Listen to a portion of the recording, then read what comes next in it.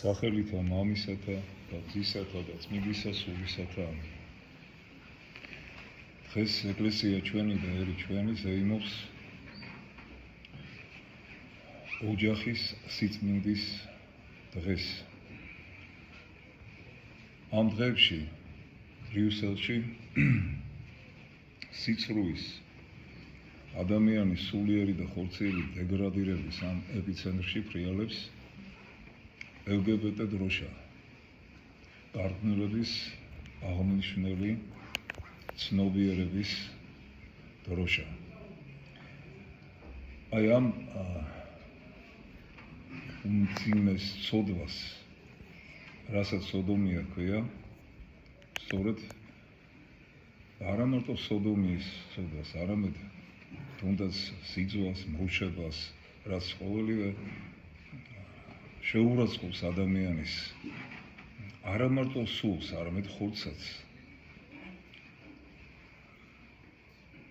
საპირისპიროდ ღმერთმა დაადგინა ოჯახი, ქრისტიანული ოჯახი, რომელსაც მცირე ეკლესია ჰქვია. ოჯახის ცხოვრების წესის შესახებ წმინდა მამების არაერთი საუბარი ჩვენ მოგისმენია. მოგისმენიათ ეს ჩვენს წინაპრებსაც, რომელთაც ასე კარგად,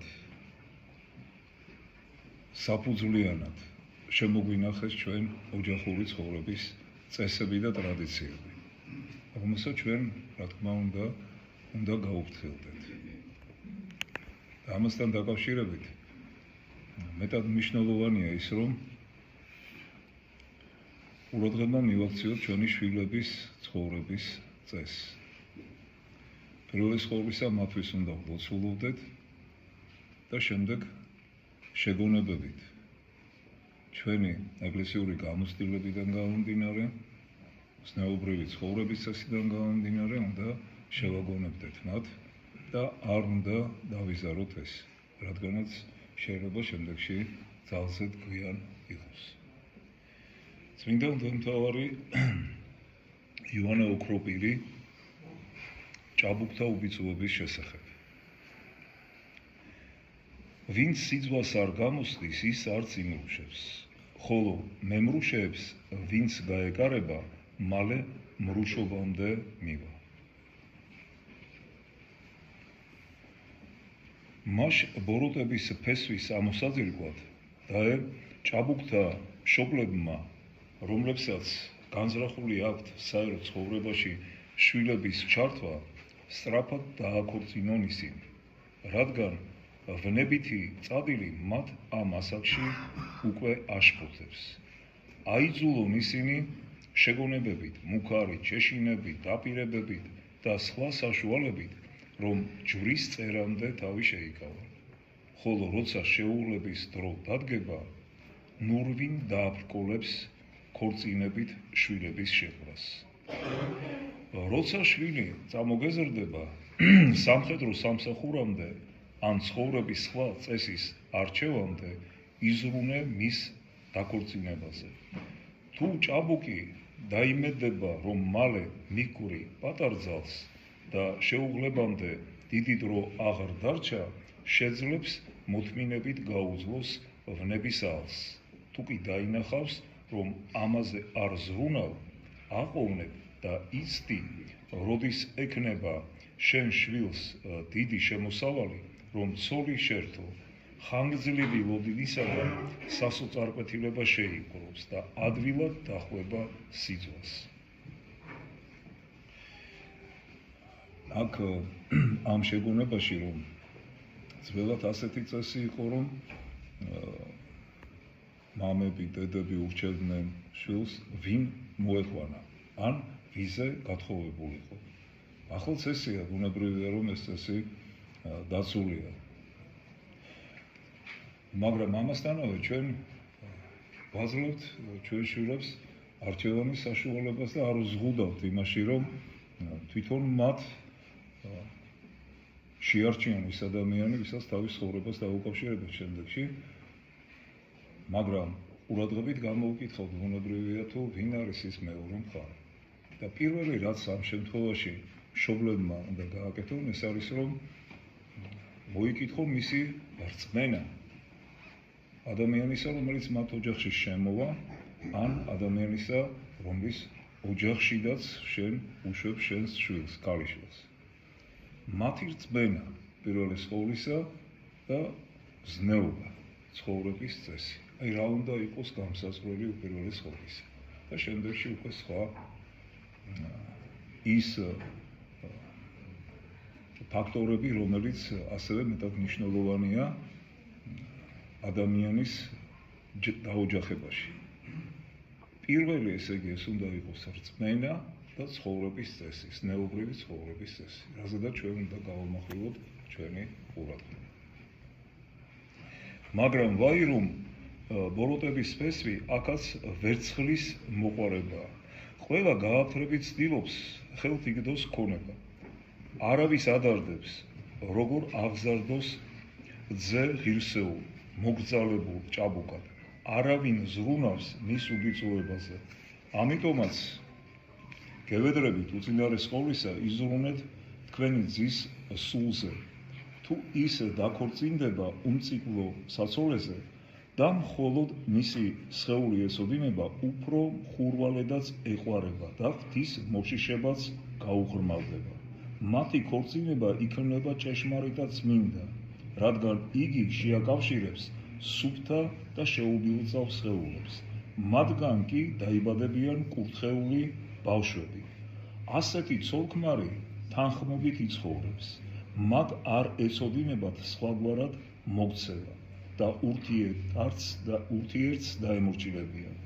ის კი, ვინც სიყმაწვილიდანვე დაიწყო უზნეო ცხოვრება და გაეცნო მეძავთა ქცევას, პირველ ორ საღამოს მოესიყვარულება ცოლს, შემდგომ კი დაუბრუნდება ადრინდელ გარყვნილებას, უწესო ხარხალს, მოენატრება ურცხვი საუბრები, ვნების აღბრძოლელი მოძრაობანი სხეულისა და ყველა სხვა სისაძაგლე, რაზე საუბარიც კი არც გვეკადრება. ღირსეული ცოლი ამას არ მოითმას. საკუთარი თავის შებილწვის ნებას არ მისცემს. ის გათხოვდა თანაც ცხოვრებასა და შვილებისათვის და არა გარყვნილებისათვის. თუ უჯერო სიცილ ხარხარისათვის, რათა გაუფრთხილდეს სახლს, ქმარსაც, პატიოსნება ასწავლოს და არა გობის მოყვარება გაუმძაფროს. მაგრამ შენ სიამოვნებას განიჭებს მეძავის სხეულის მოძრაობა, ვიცი რომ ასეა. წმინდა წერილიც ამასვე ამბობს. თაფლი გადამოსწრეთს ბაგეთა, დედაკაცისათა, მეძავისათა. იხილე იგავთა წიგნის მეხუთე თავის მესამე მოხლი. მე ყველა ღონეს ვხმარობ, რათა არა იგემოთ ეს თაფლი, რადგან იგი დაუყოვნებლივ გადაიქცევა ნაღვლად. იმასვე გვეუბნება წმინდა წერილიც. ხოლო უკანასკნელ უმწარეს ნაღვლისა ჰყო და უმახვილეს მახვილისა ორპირისა. კვლავ იგავთა წიგნის მეხუთე თავი. შესაძლოა ჩემი სიტყვები უწესოდ მოგეჩვენოთ, მაგრამ ისინი უწესო მიზანს არ ისახავენ და ძალზე გამოადგება მათ, ვისაც სულიერი წიკლის მოშორება სურს. თუ არა ამგვარი საუბარი ურცხვ სულს ვერაფრით შევაშინებთ. ანუ იონა ოქროპირია გულისხმობს იმას, რომ აი ესეთი მძაფრი საუბარი არის ადამიანებთან, საჭირო ახალგაზრდებთან, რომელთაც აქვთ მიდრეკილება უზნეო ცხოვრებისაკენ. მათ რომ სხვანაირად დაელაპარაკები, არც მოგისმენენ, რადგანაც არც უნდათ რომ ისმინონ ის სიტყვები, რომელიც შეაკავებს მათ ასეთ მიდრეკილებას. და როცა მკაცრად, სიღრმისეულად, გაშიშულებულად ესაუბრები იმ თემაზე, რამაც შეიძლება ის დაღუპოს სულიერადაც და ფიზიკურადაც, ამან შეიძლება უფრო მეტად გამოიყოს ნაყოფი. აი ამაზე საუბრობს სწორედ იონა ოქროპირი. მე უთითებდი თქვენს მამებს, რომ საჭიროა მალე დაგაქორწინონ, მაგრამ უქორწინებლობა ვერ გიხსნით სასჯელისაგან. ადრეს და ახლაც რომ არ არსებობდნენ უბიწოდ მცხოვრები ჭაბუკები, იქნებ რაღაც გაგამართლებდათ კიდეც, მაგრამ რა კი ასეთები მრავლად არიან, როგორ შეგიძლიათ თავი იმართოთ, რომ სურვილების დაუკებას ვერ ახერხებთ. ისინი, რომელთაც ეს შეძლეს, თქვენი მამხილებლები იქნებიან, რადგან ბუნებით ორივე ერთნი ხართ. მოусმნე, რას გვეუბნება პავლე მოციქული. მშვიდობასა შეუდექით ყოველთა თანა და სიწმინდესა, რომლისა თვინიერ ვერვინ იხილოს უფალი. ებრაელთა ეპისტოლეს მე-12 მუხლი. ნუ თუ ეს მუქარა არ გაშინებთ, სხვები მთელი სიცოცხლე იმარხავენ უბიწოებას და სიწმინდით ცხოვრობენ. შენ კი სიჭაბუკის ასაკამდეც არ გსურს მოთმენა. სხვები 1000 გზის იმარჯვებდნენ გულის თქმაზე, შენ ერთხელაც ვერ გაუძელი მას. თუ გსურს ამის მიზეზსაც გეტყვი. ეს რომ ახალგაზრდობის ბრალი იყოს, მაშინ ჭაბუკთაგან საერთოდ ვერავინ შეიკავებდა თავს. შენ თავად ვარდები კოცოვში, როცა შეხვალ თეატრში, დაჯდები და მზერას დაიტკბობ დედაკაცთა შიშველის სხეულის სქერით. რა თქმა უნდა, თავიდან შეიგრძნობ სიამოვნებას, მერე კი შინაგანად ძლიერი ცეცხლი მოგედება, როცა ნახევრად შიშველი დედაკაცების ყურებას მოინდომებ. ბინძური სანახაობანი და სიმღერები დანაშაულებრივი სიყვარულის გარდა შენში სხვას არაფერს აღძრავენ. მითხარ, როგორ მოახერხებ უბიწოების შენარჩუნებას?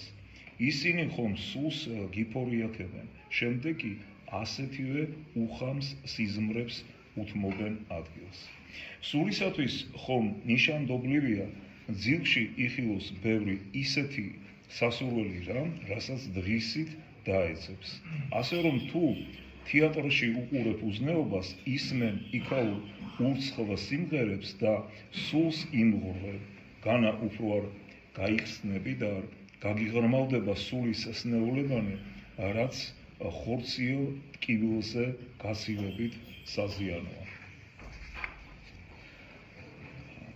ძველ დროს, აი პერიოდში, როცა ცხოვრობდა იონა კროპირი, იყო თეატრალური წარმოდგენები, სადაც სწორედ აი ესეთი სიბილწე იყო გადმომთხეული, ასეთაც წმინდა მღვდელმთავარი საუბრობს. ეხლა კი ამის საშუალება უფრო მეტია, უნებრივია, არა მარტო თეატრებში, არამედ ქუჩებშიდაც ასეთი ვითარებაა, რომ აღარაფერი ვთქვათ სოციალურ ქსელებზე და სხვა ადამიანისათვის სულიერად დამღუპველ საგნებზე და სივრცეზე. ასე რომ აქ მშობლების მოვალეობა უფრო მეტად და მეტად უნდა იყოს მნიშვნელოვანი. განსაკუთრებით იმ ასაკში შვილებთან მიმართებაში, როცა ისინი ჯერ კიდევ ჩვენ გვისმენენ და აქვთ პატივისცემა ან კრძალულება მშობლების მიმართ. ასე რომ ჩვენ არ უნდა დავიზაროთ, რომ მათ აუკრძალოთ ასეთი სანახაობანი და ჩვენ უნდა შევეცადოთ იმას, რომ თვალყური მივადევნოთ თუ სად არიან ისინი და რას აკეთებენ ისინი. სამწუხაროდ ესეთი ტენდენციაა, რომ შვილი წამოიზარდა და მას აქვს გონება, მას აქვს უფლებები, როგორც დღევანდელი თანამედროვე წესები და კანონებით ველაპარაკებიან მავანი და მავანი და აქედან გამომდინარე მას აქვს თავისი ცხოვრების წესი და ჩვენ თურმე მშობლებს არ აგვაქვს უფლება რომ ჩავერიებთ მის ცხოვრებაში და შემდეგ იზრდებიან ისეთები, როგორცაც ჩვენ ვხედავთ. ავიღოთ თუნდაც ევროკავშირი თავისი მთელი ამ სისაძაგით, სიცრუით, სიბილწით, ყველა იმ გარყვნილების მოწოდებით, რაც კი შეიძლება ადამიანს მოაწოდონ იმისათვის, რომ სულიერად წარსდნენ და რაღა შორს მივდივართ ევროპაში, აქ არ ყავდა ჩვენ თვითონ ასეთი წარმომადგენლობა ხელისუფლებაში, რომელიც უჩქებისაკენ მოუწოდებდა ბავშვებს და იქიდან დაიწყებო ჯერ კიდევ ამას ქადაგებდნენ მათი ასე ვთქვათ ადეპტები ყველგან საქართველოში. ასე რომ ჩვენ ბუნებრივია რომ ამას უნდა შევეწინააღმდეგოთ და სწორედ ამიტომაც იქნა ღმერთის შეწევნით ბუნებრივია დაწესებული ეს დღე, ოჯახის სიწმინდის დღე, რომ წელიწადში ერთხელ მაინც კიდევ გადავხედოთ ჩვენი ოჯახების მდგომარეობას, კიდევ ერთხელ დავფიქრდეთ ჩვენს ოჯახში იქადაგება სიტყვით თუ საქმით სიწმინდე. აი ამიტომ არის ეს დღესასწაული და არა იმიტომ რომ ჩვენ მსვლელობა მოვაწყოთ მხოლოდ და რაღაც შემდეგ დავждდეთ სახლებში და სუფრაზე აღვნიშნოთ ოჯახის დღესასწაული. არამედ უნდა დავფიქრდეთ ჩვენს ოჯახებში რა მდგომარეობა იქადაგება ცხოვრების წესი სიწმინდისა თუ არ იქადაგება. აი ამიტომ დაწესდა ეს დღესასწაული. თუ მოვისურვებთ ჩვენი ნება უფრო იოლად დაემორჩილება გამოსწორებას. ვიდრე სხეული, რასაც სჭირდება წამალი, მკურნალი და დრო. შინაგანად განსაღებულად კი საკმარისია ვიყოთ კეთილნი. შენში ამიტომაც იმძლავრა ცნეულება, თუ მარტო იმაზე გავამახვილებთ ყურადღებას, რაც ჩვენთვის მავნეა, სასარგებლოზე კი ოდნავადაც არ დავფიქრდებით, როგორ ვიქნებით ჯანმრთელნი. ამიტომაც უნდა მოვისურვოთ და განვეშოროთ ჩვენთვის საზიანოს. ასე იოლად შევძლებთ უბიწოდ განვლო ცხოვრება. საერთოდ არაფერია ძნელი, რისის შესრულებაც გვინდა. როგორც არაფერია იოლი, რისის შესრულებაც არ გვინდა. ყველაფერი ჩვენს ხელთ არის. ამიტომაც გვეუბნება წმინდა წერილი. უკვე თუ გინდეს და ისმინოთ ჩემი, ხოლო უკვე თუ არა გინდეს, არცა ისმინოთ ჩემი. ესაა წინასწარმეტყველის პირველი თაობა. ამიტომაც ვიმსახურებთ სასჯელს ან ქებას. ნეტავ შევემატოთ მათ რიცხვს, ვინც ქება დაიმსახურა და გვერგოს პატივი და დავიმკვიდროთ სამომავლო სიკეთენი. ამინ. ანუ აი ეს სიტყვები მეტად მნიშვნელოვანია. ჩვენ შეიძლება ასე ვფიქრობთ, რომ ჩვენ თვითონ რაღაც დანაშაული არ ჩავიდინოთ. მხოლოდ ან სხვებში ვაკვირდებით, რომ დავინახოთ, რომ ის ჩადის თუ არა დანაშაულს. და იმაზე კი არ ვფიქრობთ, რომ ჩვენ თვითონ სიკეთე ვაკეთოთ. მხოლოდ ოღონდ ცუდი არ ჩავიდით. და ამას ისიც დაუმატე, რომ კარგი გააკეთე, სიკეთე აკეთე. დაეხმარე გაჭირვებულს, განსასწრებულში მყოფს. ამ შემთხვევაში გაჭირვებულში და განსასწრებულში მყოფს მე ვგულისხმობ იმ ადამიანს, რომელიც მძიმე ცოდვებშია. დაეხმარე, რომ გამოიყვანო ამ ჭაობიდან. ყველაფერი გააკეთე ამისათვის. ნუ იქნება ისეთი, რომ თითქოს ხისი განსასწრებელი შენი განსასწრებელი არ იყოს. თორემ შენც აუცილებლად დაგემართება განსასწრებელი, როცა ასე ვიფიქრე. ერთმა დაგლოცოთ და გავხდით. გილოცავთ, გოლანდელ დღეს.